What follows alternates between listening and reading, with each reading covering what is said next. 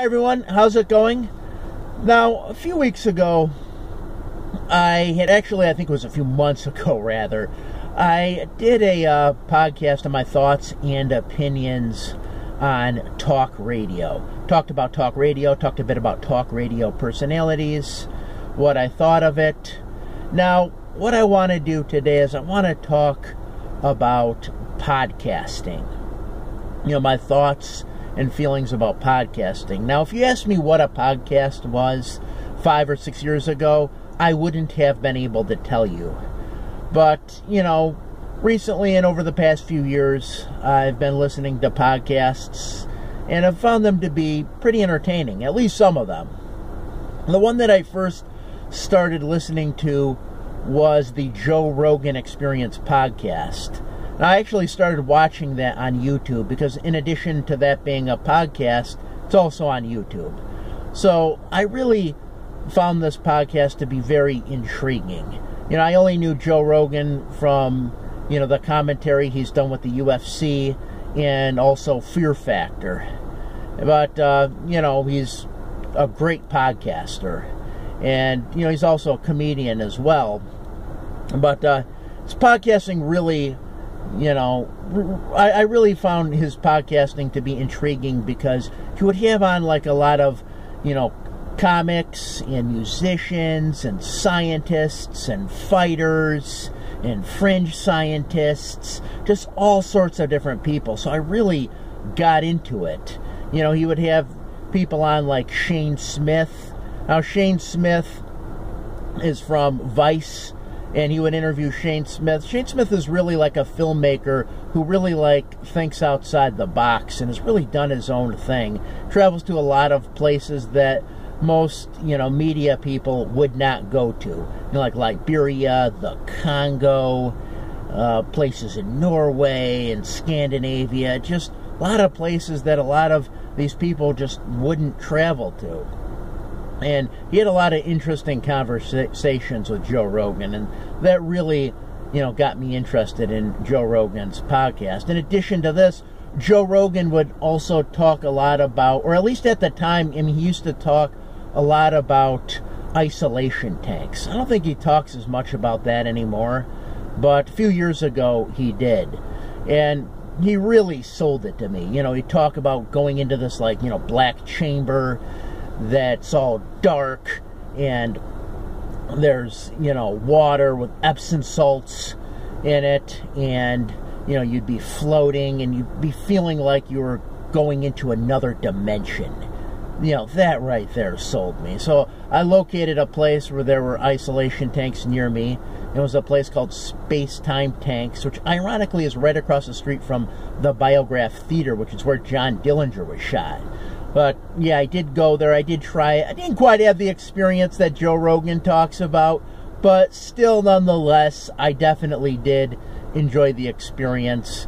I think you'd have to do it quite a few times to experience it on as deep a level as Joe Rogan did. But still, it was a very interesting thing to try. Definitely a cool experience. But, yeah, so Joe Rogan podcast, you know, definitely a good podcast. And another one that I liked, kind of like Joe Rogan, was the Tim Ferriss podcast. Now, I've heard Tim Ferriss referred to as Joe Rogan done professionally, and I could see where people would say this, but it is different from Rogan in a lot of ways. It is a bit more polished, and like I said, it is a bit more professional. However, I do not think it's as good as Rogan. I think Rogan is better than Tim Ferriss, but still, Tim Ferriss has a decent podcast in his own right, and I'm not as big of a fan of it as I was initially, but I still think there's interesting stuff he talks about. He's kind of like a self-help guru to some degree, sort of in the vein of like a Tony Robbins, but Tim Ferriss definitely does his own thing. He is different from Tony Robbins, but, you know, there are similarities. But, yeah, so, you know, Tim Ferriss, you know, for those who don't know, he's the guy who wrote the book The 4-Hour Workweek and The 4-Hour Body, 4-Hour Chef. He wrote those 4-hour books, and what the 4-Hour Workweek is about, it's actually not about working 4 hours a week, but it's about technology management. And he believes that at this day and age, people really need to start learning how to better manage technology.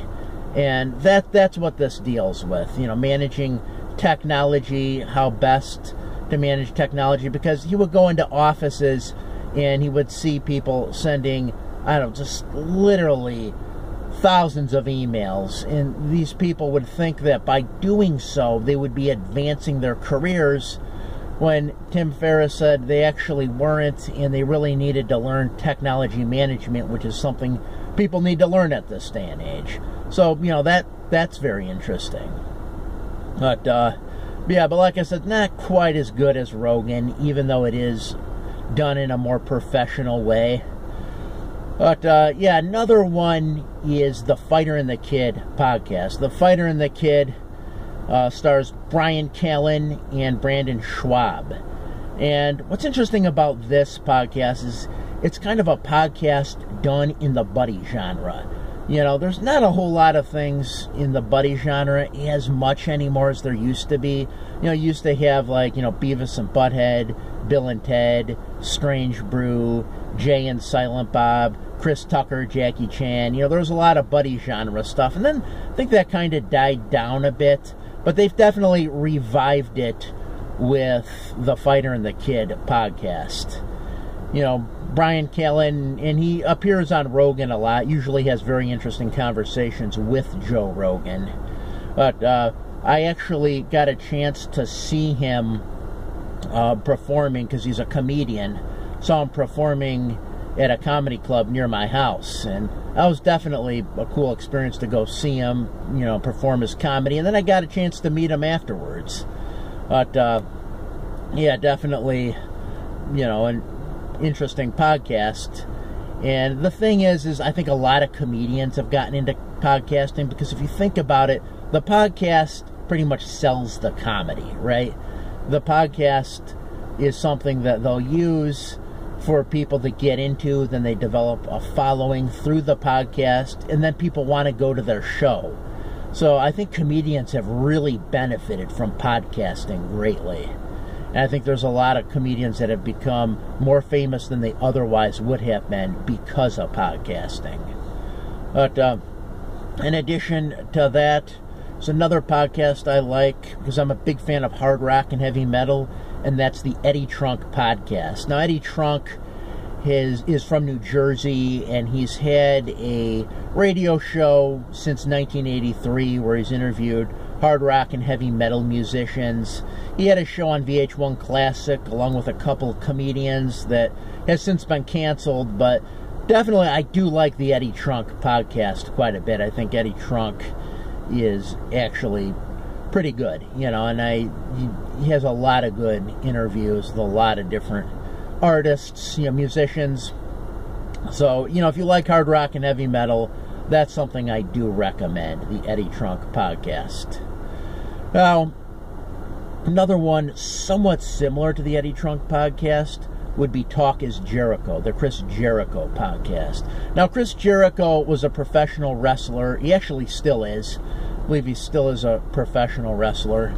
But he's also in a band called Fozzy, and he interviews both pro wrestlers and rock and metal musicians. And he's had a lot of famous rock and metal musicians on. He's had everyone on from Lemmy to Bruce Dickinson to Glenn Hughes. He's had Gene Simmons on, Paul Stanley, Tony Iommi. I mean, just a lot of people, in hard rock and heavy metal. But he's also interviews wrestlers as well. So if you're a fan of hard rock and heavy metal and professional wrestling, I do recommend Talk is Jericho. Another podcast that I like a lot is one called Hardcore History by Dan Carlin. Dan Carlin's Hardcore History. Now, Dan Carlin, just a little bit of background information. Dan Carlin was a radio guy, somewhat in the vein of like a Rush Limbaugh, although he wasn't as right-wing enough. And because he wasn't, he found it difficult to pull in an audience. He did kind of want to be like a Limbaugh, but although his radio show that he had in California didn't really take off, his podcast, Hardcore History, is excellent. It's really good. He really has a way of bringing history to life and really making it feel like you're there. That's something the most skilled historians can do. And he probably mentions 5 to 10 times how he's not a historian in each podcast, but I think he is. I think he's really knowledgeable on the history. I think he knows a lot about it. He knows a lot about the events. He's read a lot of books. So I would, in a lot of ways, consider him, to be a historian. I definitely believe he is, even though he says he's not. He may not have a PhD in history, but definitely, to me, does seem like a historian. Now, one that I really liked a lot was one called Countdown to Armageddon, which was about World War I. And he talks about all the battles and the causes of World War I. And you really get a sense of feeling as if you were there. He really pulls you in, and you feel like you're there on those battlefields. I mean, he gives you that kind of feeling. That's how skilled he is with delivering the history. So if you are a history buff, I do recommend it. He has one on current events called Common Sense, but I don't think that's as good as his Hardcore History podcast. His Hardcore History podcast is, like I said, it's excellent. I know he's got some podcast he's been doing recently called King of Kings, which focuses on a lot of ancient Mid-Eastern empires. Even some that people are less familiar with, like the Assyrians, who had the first truly large armies, 200,000 men, that a lot of people are probably unaware of. So he talks a lot about, that kind of history. And it is, really, intriguing and compelling to listen to, because he could definitely deliver it in the most compelling way possible, that's for sure. But, yeah. So, there are others, podcasts I listen to. Trying to think if I left any out. Another one I have listened to is Free Domain Radio. That's Stefan Molyneux. Stefan Molyneux, I actually started listening to him on YouTube probably around 2008. And that's when he was, doing YouTube videos in his car. No. But yeah, I mean, he was doing YouTube videos in his car, also other places. And, his show did take off. But I guess it was a podcast at the time, too. Because it is a podcast. And, it definitely, he talks about interesting things. It started out being more of like a philosophical podcast where he would explore history, but then later it got more political. He's way more political now than he used to be. He interviews a lot more people. He has a lot of, guests on, and he appears on a lot of other shows. There are some things with him. I know he has been accused of being a cult leader, and I don't know, if that's true or not. I tend to doubt it. But, yeah, definitely, he has a lot of interesting conversations with people on all different topics. He has one thing called the Truth About series, which is very historical, where he'll take, an individual from history and tell you all the information about that person that you may have missed in one way or another, and he'll really, get into, that individual, whoever they were.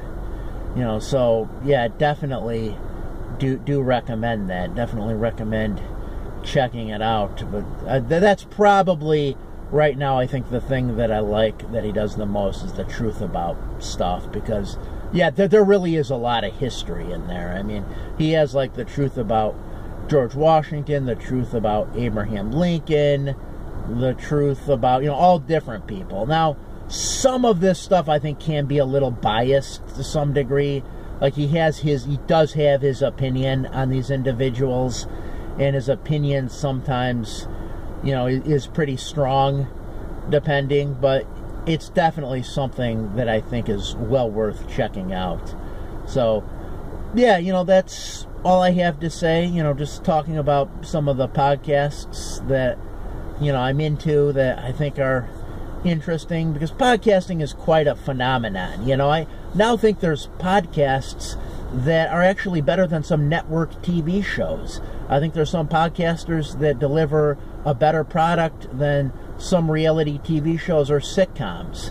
Now, it's difficult for a podcaster to be better than something like, say, Game of Thrones, where they have a huge budget and, there's all kinds of special effects and scenery and elaborate sets and costumes. That's difficult to compete with something like that. But some podcasters have been able to compete with, say, like, sitcoms and reality TV shows, and some podcasters deliver a better product than that. So, yeah, that's all I have to say.